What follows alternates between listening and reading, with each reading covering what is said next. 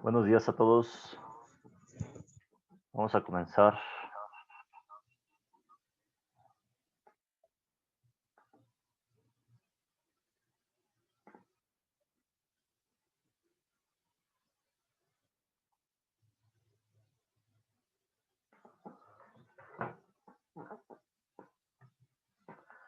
Listo, entonces el tema siguiente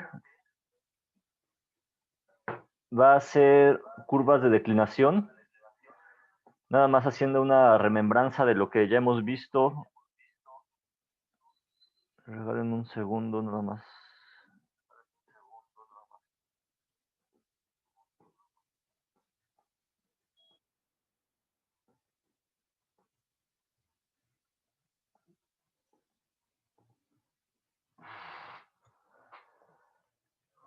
Listo, entonces el primer capítulo que vimos fue comportamiento de afluencia, que es cómo es la caída de presión dentro del yacimiento y cómo se comporta la producción, es decir, cómo determinamos nosotros qué capacidad tiene un yacimiento de fluir, ¿ok?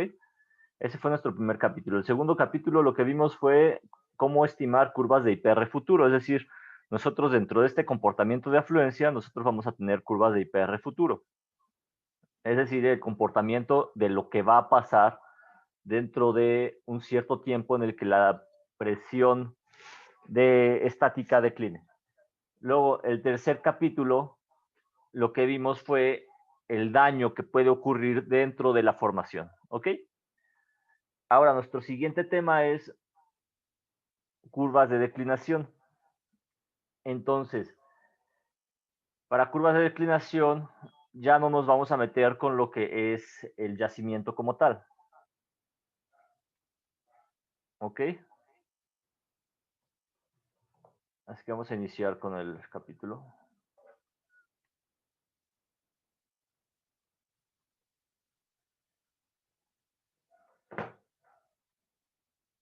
Ok.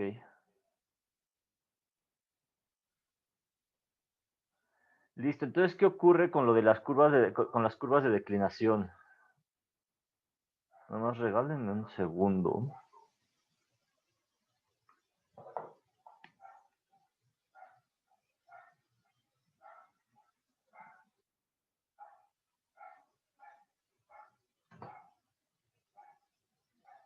Listo, ahora sí. ¿Qué ocurre con las curvas de declinación? ¿O qué son las curvas de declinación? Cuando nosotros estamos produciendo, cuando estamos iniciando el proceso de producción en un campo, nosotros tenemos diferentes etapas. Si se llegan a atorar en algo, si no me llegan a entender o algo, acuérdense, levantan la mano, lo escriben en el chat sin ningún problema, para que vayamos todos parejos, ¿ok? Entonces, así inicia el proceso de producción. Descubrimos un pozo, ¿ok? Descubrimos un pozo, que es lo que estamos viendo aquí en pantalla, y ese es el pozo descubridor.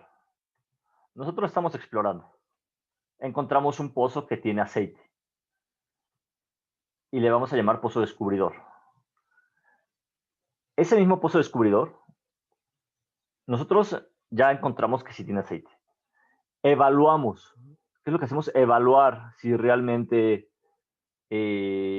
este pozo tiene un buen potencial. ¿Cómo lo vamos a evaluar? Hacemos diferentes pruebas, hacemos diferentes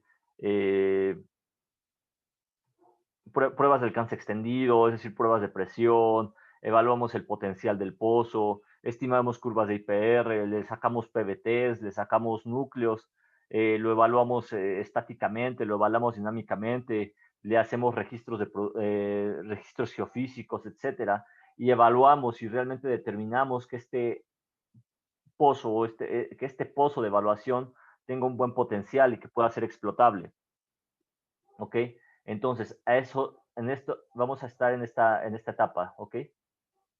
Los pozos de evaluación van a estar en esta parte. Una vez que ya lo evaluamos, una vez que ya dijimos, ¿sabes qué? Sí tiene buen potencial, ya lo encontramos, ahora vamos pues a empezar a desarrollar el campo. Vamos a empezar ahora con la producción, vamos a empezar ahora a perforar más pozos. Entonces, ahora sí, tenemos lo que llamamos primer aceite. Yo nada más les quiero hacer una pregunta, a ver los que puedan investigar rápidamente. Primero, hay un campo en el gobierno actual, en la política actual, en la administración actual, que se le ha llamado como el campo insignia. Es un campo de gas y condensado que inició su producción. Esa es la pregunta, ¿cuándo y cuál es el nombre del campo? ¿Sí? Entonces, eh, búsquenlo, por favor, rápidamente, a ver quién lo encuentra. Es un campo de gas y condensado, es un campo que se encuentra en el sureste de México. A ver quién encuentra este campo. Y este es un campo de Pemex. Hay otro campo que apenas inició su producción hace aproximadamente como 2 semanas. Este es un campo de una compañía privada, es un contrato, entonces también búsquenlo, a ver si lo encuentran. Ok, entonces vamos a seguir con esto mientras alguien se toma unos 5 minutos para buscar estos campos, o si los ubica. Vamos a darle. Una vez que nosotros ya encontramos la primera producción, comenzamos a desarrollar el campo. ¿Ok? Entonces, aquí hay unos pequeños escalones. Estos pequeños escalones que estamos viendo aquí, que dice aquí build up, se refieren a otros pozos que se estuvieron perforando en el campo, ¿ok? Entonces, como ya encontramos aceite, ya podemos perforar más pozos. Perforamos 4. ¿Sí? Aquí está 1, 2, 3, 4, cada escaloncito. Y luego, todos los campos del mundo, por conveniencia o por buena administración, deberían de tener una zona que se le llama plató, que es la zona en donde la producción prácticamente se estabiliza. Entonces, ese plató es una zona en donde ya alcancé el pico máximo de producción, sin embargo, lo puedo mantener el mayor tiempo posible. Eso es lo que en administración de contratos debería de ser aplicable a cualquier campo, ¿sí? Eso sería una manera de maximizar el factor de hidrocarburos, ese plató, ¿sí? Observen cómo se ve plano. Ya no puedo tener mayor producción, yo ya alcancé lo máximo, pero ahora llego a un punto, que es esta zona, en donde ya obviamente empieza a declinar mi producción. ¿Sí? Esto es como prácticamente, pues es un ciclo, es el ciclo de vida, el ciclo de cualquier persona, el ciclo de cualquier ser humano, pues también lo tiene. O sea, tiene un punto en el que inicias a crecer y luego hay otro punto en el que estás en tu máximo desarrollo y hay otro punto en el que ya empiezas pues a perder energías, etcétera, y empiezas ya a hacerte más grande, ¿no? Hasta que, bueno, pues ya finalmente aquí lo que estamos viendo en el campo hay una declinación. Esta declinación es lo que nosotros vamos a analizar, es decir, el después, lo que está pasando después del proceso de producción. Entonces, cuando ya está declinando la producción, vamos a llegar a un punto que se le llama abandono. ¿En qué momento vamos a abandonar? Cuando nosotros alcancemos el límite económico, que es esto que estamos viendo aquí. Entonces, más adelante ya vamos a ver lo que es un límite económico. Hasta aquí, ¿tienen alguna duda? ¿Ya encontraron esos dos campos? Todavía no. Vamos a seguir dando tiempo. Veamos ahora un comportamiento de un campo.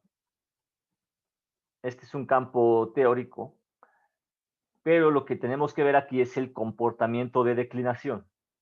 Observen cómo se puede ajustar una curva a estos datos de producción, es decir, estos datos que van declinando. Observen que este comportamiento de producción tuvo un plató corto, ¿sí? Tuvo un plató bastante corto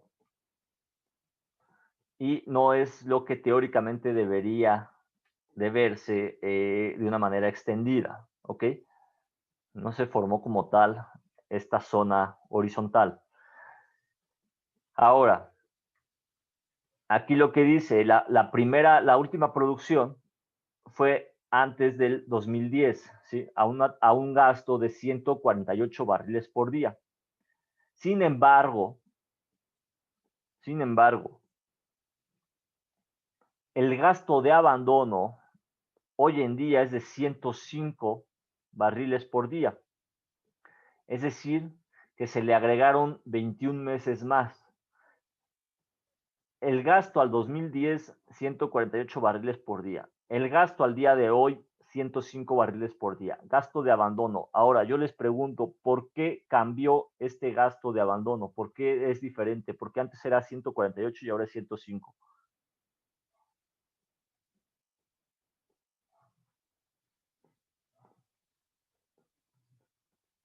Es decir, esto nos está indicando que el gasto de abandono es dinámico, pero ¿por qué? ¿Por qué cambia este gasto de abandono? ¿Quién levanta la mano? ¿Quién lo escribe? Vamos a preguntar.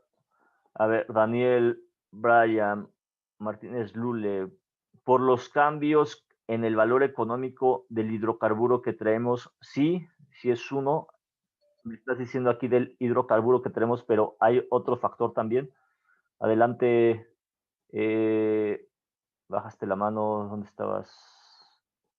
Eric Urbina, adelante. Iba a decir lo mismo por el factor del precio del barril, ¿no? Es por el que va Ok. cambiando. Sí, sí, adelante. Sí, sigue con la respuesta, Eric. Ajá, sí, bueno, es que sí iba a decir en sí lo mismo del precio del barril, que por Ok, eso cambiaba el límite económico sí, sí, y por eso bajé totalmente. la mano. Ya, gracias, Eric. Lo que comenta Lula y lo que comenta Eric son los cambios en el precio del barril. Ustedes vean, a ver si alguien puede encontrar, bueno, no lo busquen. El precio del barril al 2010, al 2012, era aproximadamente de $115 por barril. Llegó a estar hasta en $120 por barril. El precio Brent o el precio del WTE, que es el West Texas International. Y la mezcla mexicana llegó a estar incluso hasta en los 108, $110 por barril. Eso es lo que marca un límite económico. ¿Por qué? Porque yo tengo costos de operación. ¿Sí? Hay campos en México que son muy baratos, muy económicos de producir. Hay campos en México que son muy costosos. Ahora, hay campos, por ejemplo, en Estados Unidos que se están produciendo con fracking, que se tienen que, primero, se les hace fracturamiento hidráulico. Segundo, se terminan siempre con sistemas artificiales, particularmente se está usando el bombeo mecánico. Se están explotando yacimientos no convencionales. Nada más dense cuenta que hoy en día Estados Unidos ha cerrado muchos de sus equipos de perforación y ya no está como tal continuando con la explotación de estos yacimientos no convencionales. ¿Qué ocurre? Lo que ocurre es que cuando cayó el precio del petróleo en estos últimos días, que llegamos a estar hasta en valores negativos, pues estos campos no convencionales dejaron de ser rentables. ¿Por qué? Pues por el precio del petróleo. O sea, cómo vas a tener una rentabilidad cuando tienes precios menores a 10 o incluso negativos? No hay recuperación de la inversión. ¿Ok? Pero ¿qué pasa? Hoy en día vuelven a abrirse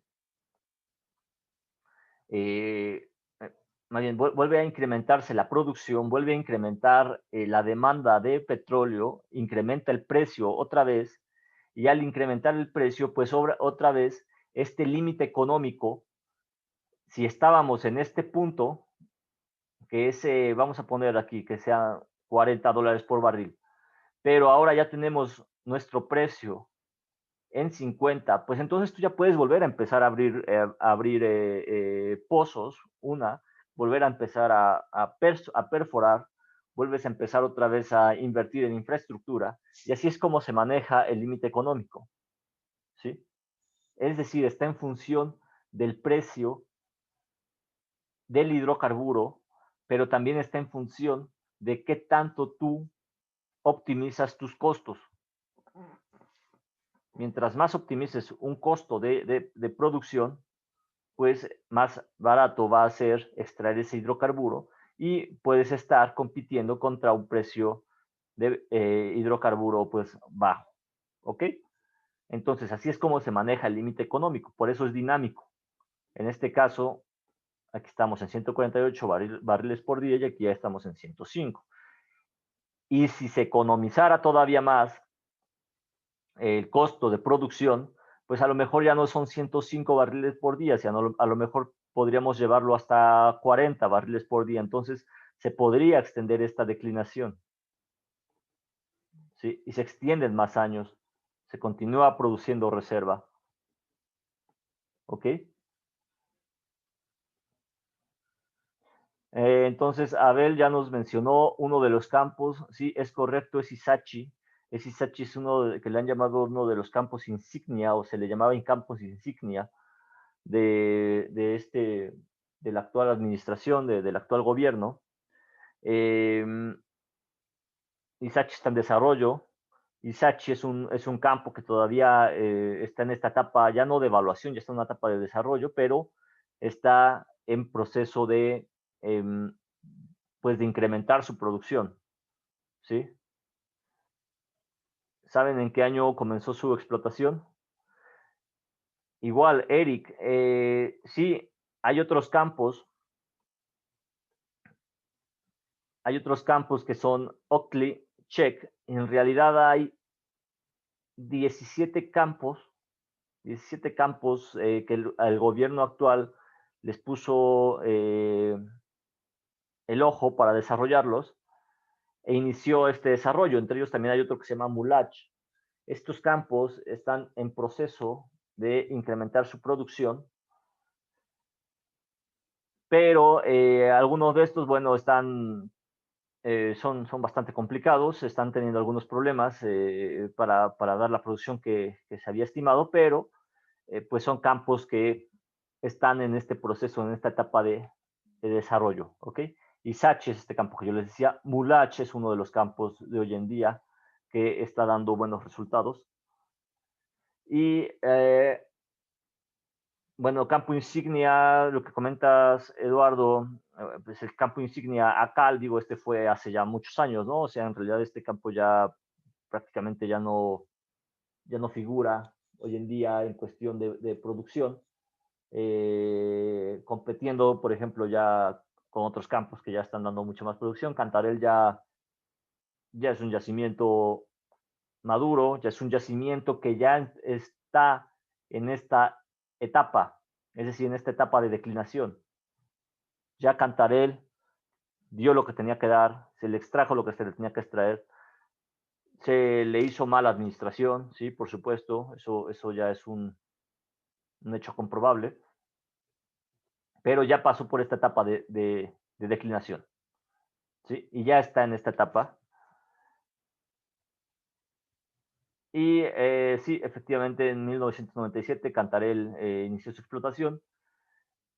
Los gobiernos que más aprovecharon esta explotación fueron los gobiernos de cuando estuvo Vicente Fox, Calderón, que tuvieron excedentes petroleros, tuvieron altos precios, tuvieron alta producción de hidrocarburos.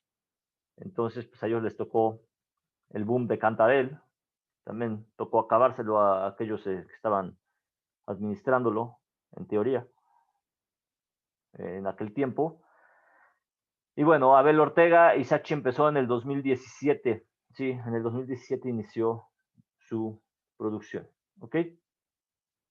Entonces, si alguno de ustedes se llega a interesar algún día, les voy a mostrar algo en cómo obtener la producción de un campo o de cualquier campo de México, en realidad. Les voy a mostrar esto. Regálenme un segundo. Ustedes pueden entrar a la CNIH. No sé si alguno de ustedes ya haya entrado previamente.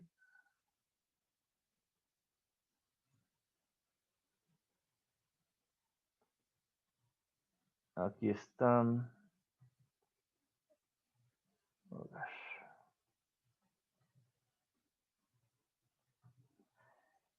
Esta es la CNIH. La CNIH tiene todos los datos. Les voy a dejar aquí la liga. Son datos públicos. Todos los datos de los campos nacionales, tanto de empresas privadas como empresas productivas del Estado, que en este caso es Pemex. ¿Sí? Entonces, aquí ustedes pueden encontrar prácticamente cualquier campo que quieran. Vamos a abrir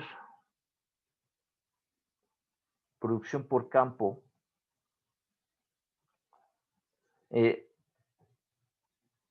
Déjenme ver. Vamos a entrar a otra. Aquí está. Si ustedes entran también a este rubro, les voy a dejar otra liga. Y aquí Eric nos comenta que Isachi tiene, de Oakley, perdón, 31 grados API con un límite económico estimado estimado al 2039 con una producción de 24.77 millones de barriles que van a recuperar y 31.31 miles de millones de pies cúbicos de gas. Ok, aquí están todos los campos, véanlos. Dependiendo de la producción, es el tamaño de las letras, si se fijan. Vamos a ver a Cal. Esto es lo que yo les comentaba. Quitamos aquí. Esta es la producción nacional. Observen este comportamiento hacia abajo. Es decir, la producción nacional de México está en declinación, ¿sí? Observen cómo se comporta hacia abajo. Vamos a quitarle aquí. Y observen, esto es ACAL. Esto es ACAL.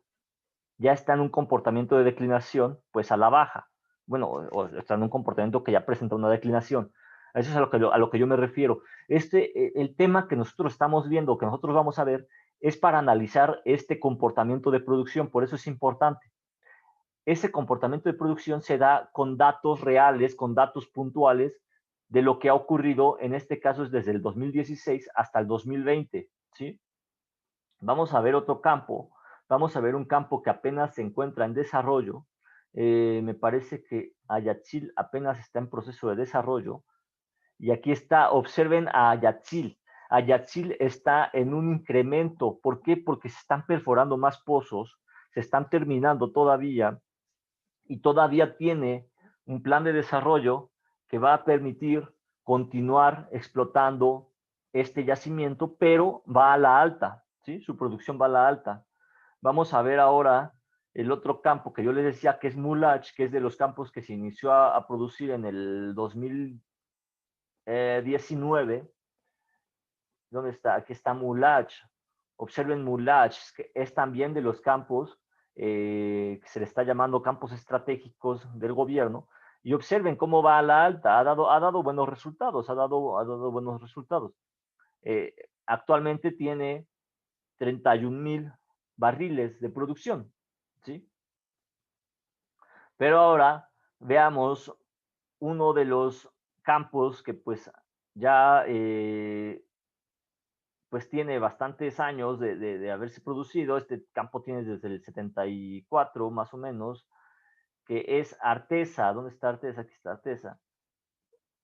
Pues Artesa realmente ya va a la baja, o sea, observen ustedes cómo ya va a la baja, ya pasó todo el proceso de declinación, ya tuvo su desarrollo, porque incluso tuvo métodos de recuperación secundaria, tuvo recuperación mejorada, y aquí está Artesa, observen que ya está casi alcanzando su límite económico, sin embargo, bueno, todavía está dando punto 633, es decir, 600, 600 600 barriles, más o menos, eh, pero son bastante buenos, o sea, 600 barriles que te dé un campo, digo, mientras sea rentable, no hay ningún problema, sácale lo más que puedas, pero este campo, observen cómo ya ha drenado, digo, pues una cantidad enorme, o sea, este campo tiene ya desde el 78, 74, me parece una cosa así. Entonces, estos son los comportamientos de producción que ustedes van a ir viendo, ¿ok? Lo que nosotros vamos a analizar va a ser esta parte, la parte de que tiene Artesa. ¿Listo? Vamos a quitar Mulach, vamos a ver solo Artesa. Vamos a analizar este comportamiento. Entonces, regresemos a la presentación. ¿Cómo cambiamos nosotros esta declinación? Hay diferentes formas. Nosotros aquí estamos viendo un comportamiento de producción con un plató corto, es decir, no tenemos esta parte horizontal, y este es el comportamiento de producción primario. ¿Ok? Entonces, ¿qué ocurre? Si se modifican los límites verticales, es decir, si se modifica, a lo mejor se hace algún ajuste en las profundidades, se hacen las reparaciones mayores, a esto se refiere con límite vertical. Límite vertical se refiere, por ejemplo, si tú tenías tu profundidad de yacimientos a 3000 metros y encontraste que tú puedes hacer una reparación mayor yéndote más abajo, vamos a suponer que nos vayamos al Jurásico, a más o menos unos 5000 metros de profundidad, y haces una reparación mayor, tú te puedes ir hacia ese JSK o Jurásico y puedes continuar explotando. Con esas reparaciones mayores, tú vuelves a incrementar producción. ¿Por qué? Porque estás incorporando intervalos productores. Ahora, ya hiciste tus reparaciones mayores, comienza a declinar nuevamente. ¿Y qué le vas a hacer? Pues a lo mejor le haces un proceso de recuperación mejorada, que es este IOR. Entonces le haces este IOR y vamos a suponer aquí que se hace una inyección de CO2, de acuerdo aquí a cómo está el ejemplo, vuelves a incrementar producción con tu proceso de recuperación mejorada, comienzas a declinar. Sin embargo, pues ya implementas completamente tu proyecto de CO2 y vuelves a incorporar producción. Es decir, que esta declinación se puede ir modificando con base en las aplicaciones que tú le metas, ya sea de recuperación mejorada, secundaria, reparaciones mayores o reparaciones menores. ¿Ok? Eso es lo que buscamos, siempre extender la vida productiva de los campos. Nada más hay que darnos cuenta que aquí, pues aplicar procesos de recuperación mejorada son bastante costosos, necesitamos precios de aceite bastante altos o costos de aplicación muy bajos. Si ustedes revisan los campos de Canadá, pues ellos tienen procesos de recuperación mejorada porque allá tienen algo que se le llaman bitumen o arenas bituminosas.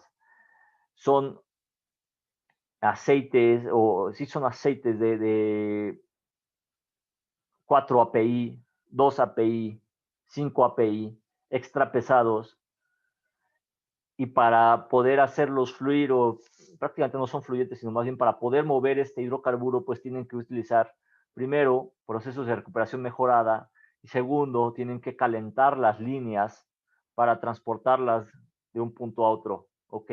Imagínense nada más el costo de producción de este tipo de hidrocarburo. Listo, entonces vamos a continuar. Veamos aquí otro comportamiento en donde nosotros tenemos un plató bastante prolongado y posteriormente, bueno, pues están haciendo diferentes procesos. Hay aquí un proceso de recuperación secundaria.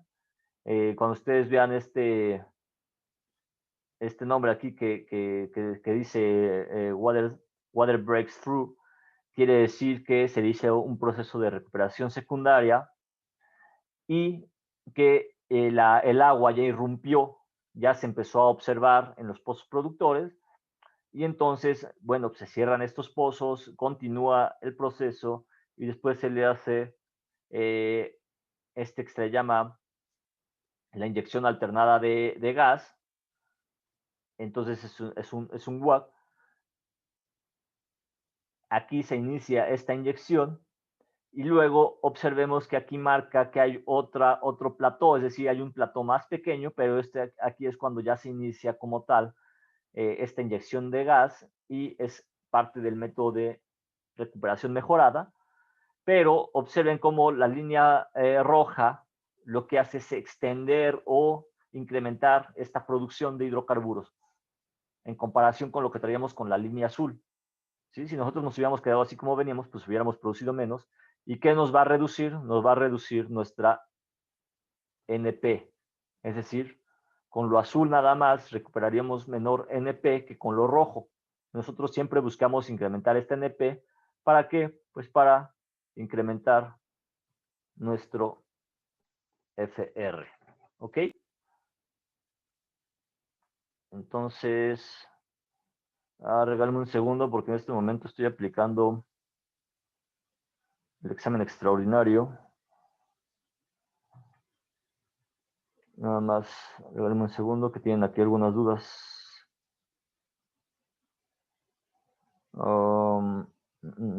Denme 2 minutos, por favor.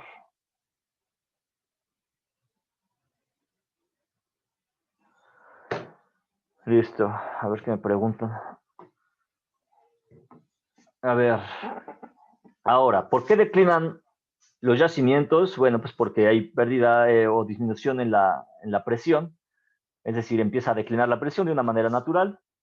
Hay cambios, por ejemplo, en los gastos, es decir, de repente podría darse el caso en el que pues estás produciendo y de pronto, pues por una demanda, vamos a llamarla política, el, una administración de gobierno te empieza a decir, sabes que yo necesito más producción, y tú dices, sabes que, pero es que mis campos ya están declinando muy fuerte, muy rápido, o sea, ya no puedo abrirle más, y de repente te dicen, ¿sabes qué? Es que por política yo necesito más producción, a mí no me importa si te acabas el campo ya en este momento, es decir, yo lo que necesito es producción, no me interesa la administración de yacimientos, que eso pasa en la mayoría de los casos, eso pasó con Cantarell, no me interesa extender la vida del yacimiento de aquí a 20 años, a 30 años, a 40 años, o sea, no me interesa, yo lo que quiero es producción right now, entonces, pues dices, ¿sabes qué? Pues ni modo, pues ábrele, o sea, ábrele y acábatelo. Y entonces, pues, en un hecho pues de poca ingeniería petrolera, pues se le abre a los pozos, se le empieza a sacar la mayor producción y pues simplemente te lo acabas. Y si estás haciendo un proceso de recuperación secundaria, pues empieza a ocurrir este water breakthrough, que es cuando empiezas ya a producir agua, pues empieza a acabar esta producción, ¿no? Esta capacidad del yacimiento de poder producir. Otras razones, bueno, pues son por aplicaciones de polímeros, de surfactantes, de inyecciones de gas, por lo que habíamos platicado, del precio del aceite y por otras tecnologías que nosotros podríamos también utilizar para reactivar estos campos. Algunos campos de hoy en día que ya estaban cerrados, bueno, se volvieron a abrir. ¿Por qué? Porque tenemos otra vez estas tecnologías más económicas de EOR, más económicas de recuperación secundaria, precios de barril, pues si suben, podemos empezar a abrir otra vez pozos, podemos hacerle otra vez nuevamente otros métodos tecnológicos. La tecnología, por ejemplo, es un claro ejemplo Estados Unidos, que hasta hace 10 años explotar un yacimiento no convencional no era económicamente viable, ni técnicamente posible, o bueno, sí era técnicamente posible, pero era muy caro, muy costoso. Y hoy en día, pues con lo que se está haciendo pues de tecnologías, de proceso de explotación, pues Estados Unidos ya se fue como un país exportador. Entonces, pues realmente eso sí es aplicar una tecnología, es aplicar ciencia. ¿Ok? Entonces, a ver, regálame otra vez un segundo. Tengo aquí unas preguntas de uno de sus compañeros. Uh,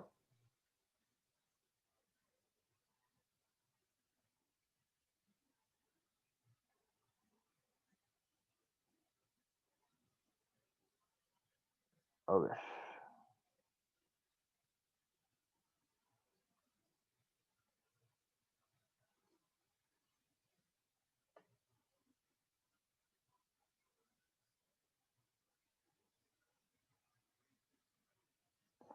A ver, permítanme nada más.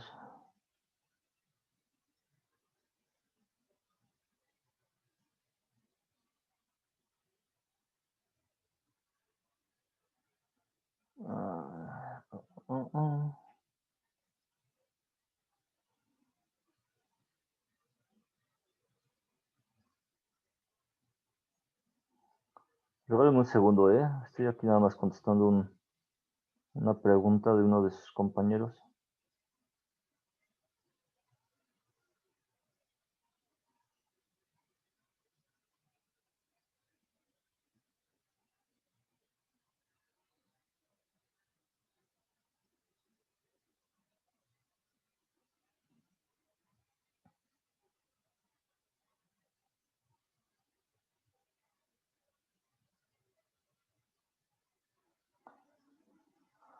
Listo, a ver, creo que ya.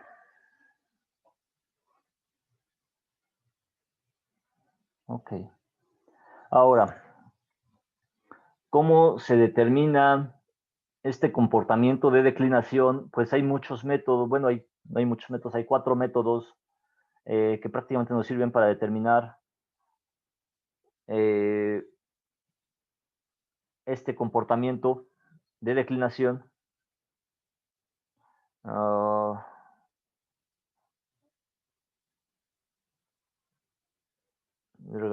Espérenme, es que aquí sus compañeros tienen algunas dudas con el examen extraordinario.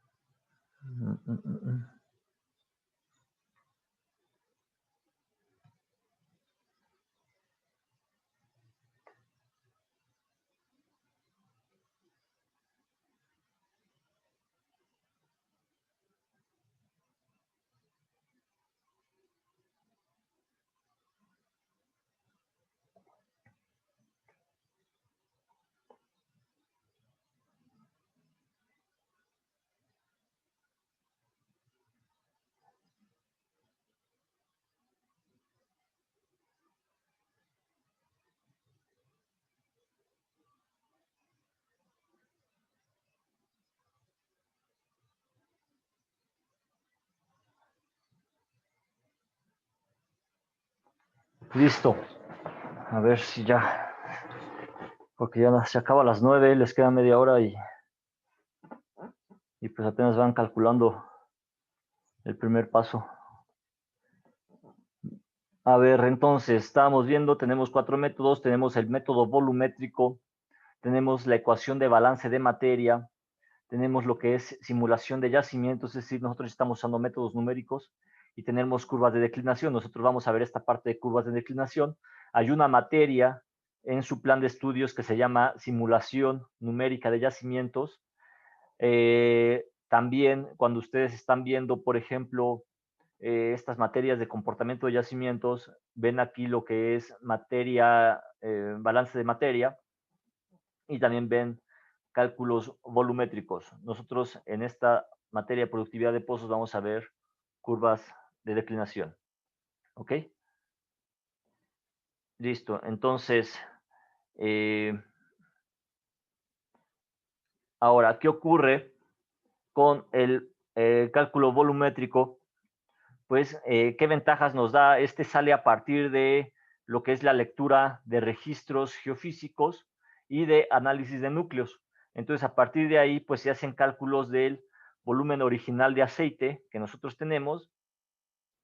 ¿Por qué tenemos unas ventajas con este cálculo volumétrico? Pues es de bajo costo, es decir, nosotros podemos utilizar datos durante la exploración o durante la evaluación y pues se puede calcular fácilmente la evaluación de este cálculo volumétrico. ¿Por qué? Porque solo estamos metiendo datos, no, digo, datos validados, pero pues lo podemos hacer, digamos, utilizando ecuaciones, ¿ok? Utiliza mapas de isopacas combinados y, bueno, pues da una estimación de lo que es el aceite original. Cuando nosotros estamos ya haciendo evaluaciones de campos, por ejemplo, estos campos nuevos que yo les comenté, muchos de estos campos no tienen toda la información, o sea, no puedes tener un modelo estático, no puedes tener un modelo dinámico. ¿Por qué? Porque a lo mejor nada más tienes uno o dos pozos de evaluación o uno o dos pozos exploratorios y tus cálculos volumétricos los tienes que hacer solamente con los núcleos y con los registros que tú estuviste obteniendo durante esta exploración, durante esta evaluación. Entonces es ahí en donde entran los métodos volumétricos. ¿Qué desventaja nos está dando esto? Pues que tiene una alta incertidumbre. Dame un segundo, por favor, Alejandro. No permite producir como tal la historia de producción y pues no considera estas heterogeneidades en el yacimiento. Ahora sí, Alejandro, ¿tenías alguna duda? No, profe, disculpe. Ah, fue un Fue un dedazo. error de dedo. Ok. Entonces, estas son algunas de las ventajas y desventajas del método volumétrico. Eh, a ver, permítanme nada más. Es que aquí su compañerito.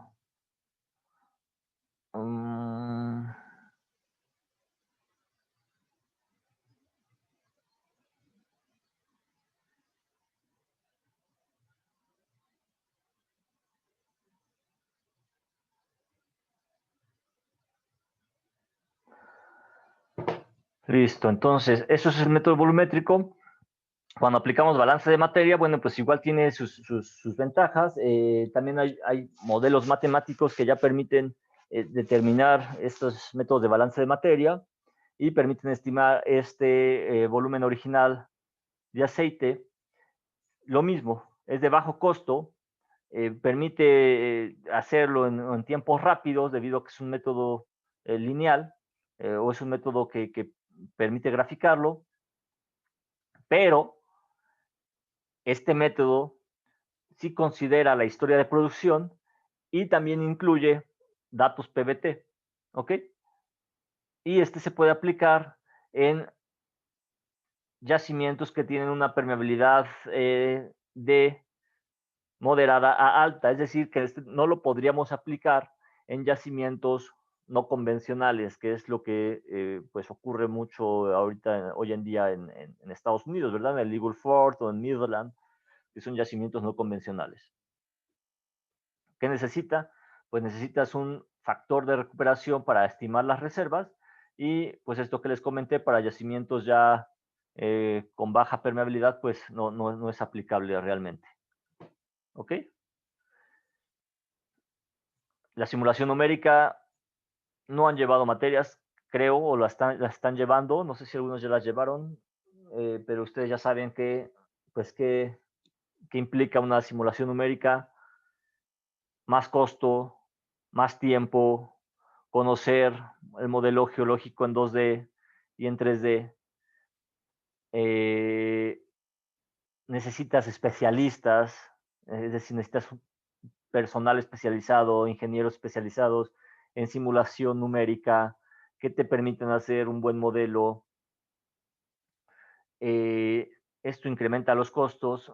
¿En qué te ayuda? Pues que con este modelo tú puedes estimar o considerar las heterogeneidades del yacimiento, puedes estimar valores futuros, puedes estimar, por ejemplo, el avance del agua, el avance del gas, el proceso de EOR, si va a ser bueno, si va a ser malo, de acuerdo con los datos que tú le estás metiendo. Es decir, te permite dar una visión general de cómo va a ser tu comportamiento futuro de producción, estimando muchas variables. Sin embargo, hacer un modelo de un yacimiento que primero o que apenas estás iniciando su exploración o su evaluación, su desarrollo, bueno, pues realmente tienes que ir ajustando este modelo, tiene muchas variables, es complicado formarlo como tal, por ejemplo, un modelo de un campo como si fuera el ATG, es totalmente complicado, ¿por qué? Porque tiene muchas heterogeneidades, sí lo puedes hacer y el modelo te va a dar los resultados que tú estás esperando, pero como tal, generarlo es bastante complicado, consume mucho tiempo, consume especialistas, no es que una sola persona lo haga, sino muchas veces se contratan compañías, no sé, como Schlumberger, Halliburton, y estas compañías son compañías caras, son compañías que tienen a sus ingenieros especializados para generar este tipo de modelos, pero obviamente pues eso sale bastante costoso, o sea, no es como que se lo puedas hacer a cualquier yacimiento, tendrías que irte a yacimientos que realmente paguen la generación de un modelo de estos. ¿Ok? Y bueno, pues finalmente aquí lo que dice rubbish in and rubbish out, ¿eso a qué se refiere? Pues que si tú haces un modelo mal hecho con datos incorrectos, pues te va a dar basura de resultados. Ahora, el punto que nos corresponde es el de curvas de declinación. ¿Qué ventajas tenemos? Son de bajo costo, se pueden hacer los análisis rápidamente y que nos da que, como nosotros ya vimos en los datos de la CNIH, nosotros podemos tomar historias de producción de otros campos, los podemos incluir en nuestro análisis y pues estos datos la mayor parte de las veces están disponibles. Nosotros ya vimos que prácticamente tenemos la producción de todos los campos de México y están disponibles en la CNIH, es información pública. ¿Qué desventajas tenemos? Pues que este método no considera las características de los yacimientos como tal, solamente considera lo que es la historia de producción, es decir, los gastos y el comportamiento en el tiempo de estos gastos, que obviamente están en función de la producción, de la presión, pero no como tal del comportamiento de permeabilidades, de porosidad, del comportamiento estático, del comportamiento dinámico, etcétera. Entonces, para bajas permeabilidades, pues es difícil predecir este comportamiento futuro y no es aplicable cuando tenemos producción en más de dos yacimientos o en yacimientos fracturados. ¿Por qué? Porque como este comportamiento de producción puede venir de diferentes puntos, no podemos como tal predecir cuál va a ser el comportamiento de un solo yacimiento, ¿sí? Es decir, si nosotros vamos a suponer que estamos produciendo en el Cretácico y en el Jurásico, no podemos predecir cómo se va a comportar la producción solo en el Cretácico o solo en el Jurásico. ¿Por qué? Porque tenemos una mezcla ahí de dos yacimientos produciendo al mismo tiempo.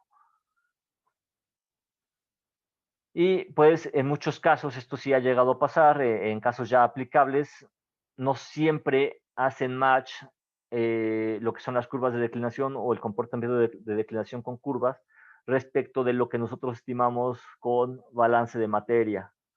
Eso pues llega a pasar por el tipo de información que estamos utilizando. Recordemos que pues balanza de materia utiliza datos del yacimiento y las curvas de declinación solamente utilizan la historia de producción. ¿Ok?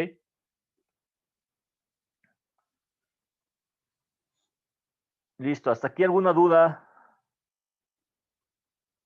¿Todo claro?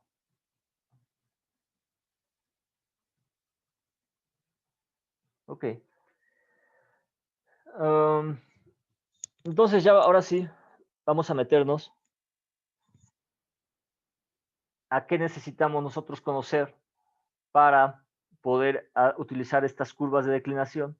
Pues necesitamos un gasto inicial, que es con el gasto que nosotros estamos comenzando la declinación de nuestro campo, y a partir de este gasto inicial también nosotros vamos a tener un comportamiento de una curva. O sea, recuerden que nosotros vimos este comportamiento, estaba aquí, se los pongo de nuevo.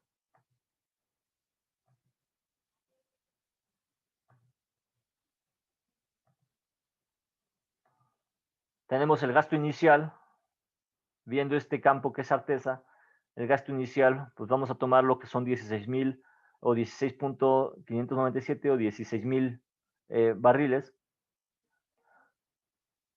Y nosotros tenemos que detectar cómo es el comportamiento de la curva que se está presentando.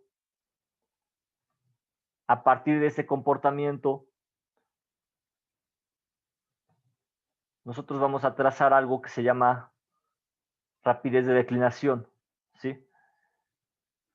Y luego, con base en eso, nosotros vamos a estimar lo que es un gasto de declinación, que es esta variación del gasto respecto al tiempo, ¿ok?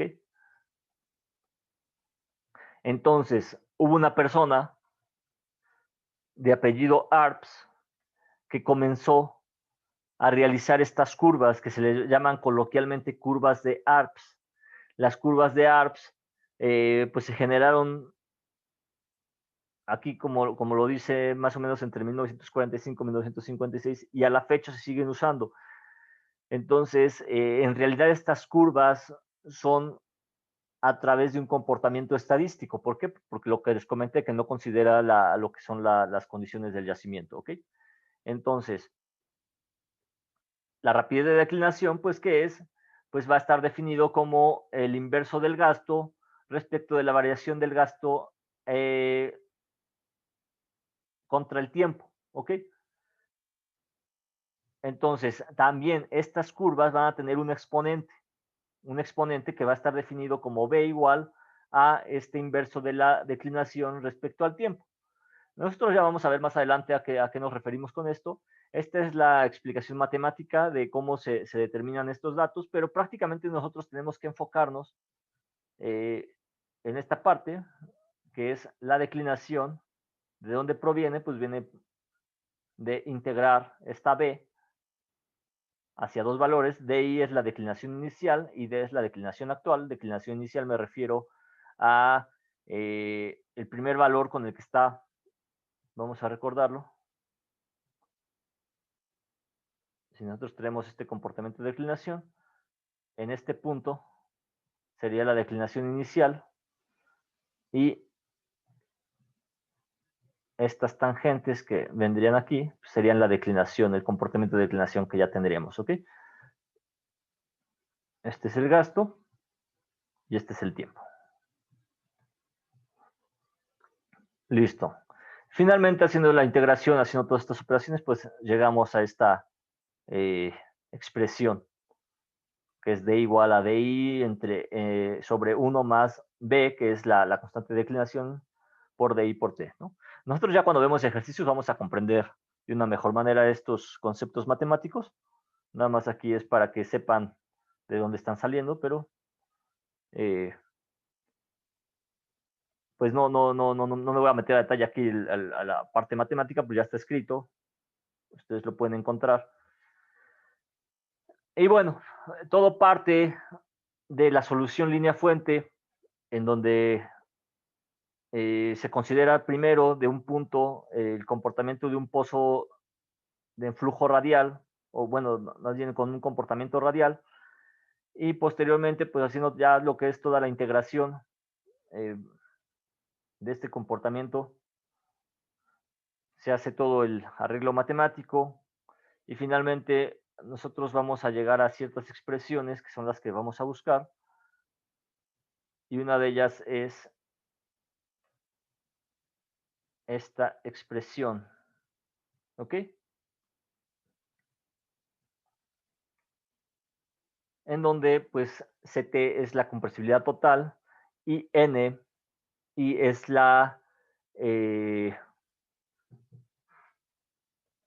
es el volumen original que tenemos en el área de drene al iniciar la producción, ¿ok? Y eso para qué lo vamos a querer, pues para estimar una NP. Ya cuando nosotros empecemos a ver ejercicios, vamos a ver ya ahora sí cómo es la aplicación. Aquí ver matemáticamente esto, digo, siempre en el pizarrón pues, se puede explicar rápidamente, explicarlo ahorita en las láminas pues sería algo complicado. Pero al final lo que nosotros buscamos es obtener esta expresión. ¿Y por qué queremos esta expresión? Porque Arts lo que nos dice es que el comportamiento de declinación va a estar dado dependiendo de esta B. Ajá. Esta B es el exponente de declinación. Entonces, resumiéndoles todo,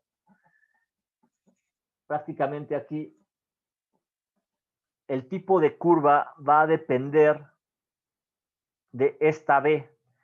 Para una B igual a 0, nosotros vamos a tener un comportamiento de declinación exponencial. ¿Ok? Que es lo que a nosotros nos va a interesar más cuando empecemos ya a analizar las curvas. Observen, B igual a 0 se refiere a una declinación exponencial. Y ahora sí ya nos metemos en la parte matemática y en los ejercicios. Todo lo previo es un preámbulo para determinar cómo salieron estas expresiones. Ya para no saturarlos tanto de este asunto, esta fue la parte introductoria.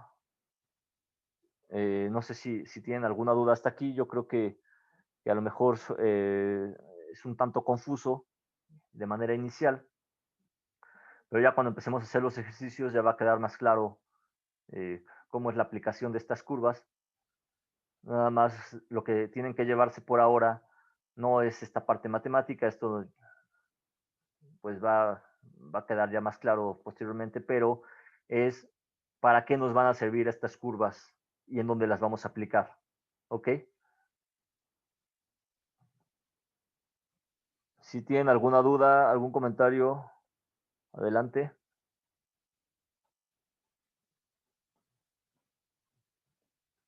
De igual forma, yo les voy a dejar una tarea que va a permitir también que hagan estos ejercicios y que pues quede más claro todo esto que vimos en la parte teórica. Si no hay más dudas, si no hay más comentarios, gracias por su atención. Nos vemos el próximo miércoles. Cuídense.